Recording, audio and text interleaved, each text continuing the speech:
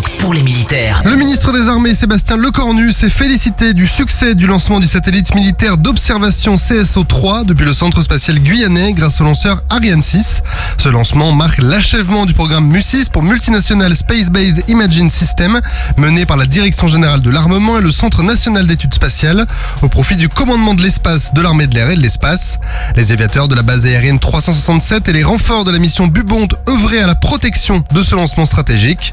Autour du centre spatial guyanais, l'opération interarmée a mobilisé des moyens aériens de l'armée de l'air et de l'espace, avec des hélicoptères Fennec de l'escadron de transport 68 anti-Guyane, des AWACS et un Rafale venu de métropole pour garantir une sécurité maximale du lancement. Le 2e régiment de parachutistes d'infanterie de marine des forces armées dans la zone sud de l'océan Indien s'est récemment entraîné avec le 1er bataillon parachutiste Malagasy dans le cadre de la coopération militaire régionale. Cette formation a permis de renforcer les compétences des troupes aéroportées malgaches en mettant l'accent sur le partage des savoir-faire techniques et des tactiques indispensables aux opérations aéroportées. Ce détachement d'instruction opérationnelle a consolidé les liens fraternels entre les unités d'élite françaises et malgaches et a favorisé le développement d'une coopération essentielle autour d'un engagement commun, la maîtrise de la 3e dimension. En mission en zone maritime anti-Guyane, le bâtiment hydrographique La Place a fait escale à Belém au Brésil après avoir traversé l'Atlantique et franchi l'équateur. À cette occasion, il a accueilli plusieurs autorités dont le consul honoraire de France pour échanger sur les opérations d'hydrographie. Des hydrographes brésiliens ont également visité le navire pour découvrir ses équipements et ses méthodes d'acquisition. En parallèle, des marins du La Place se sont rendus au centre hydrographique brésilien du 4e district.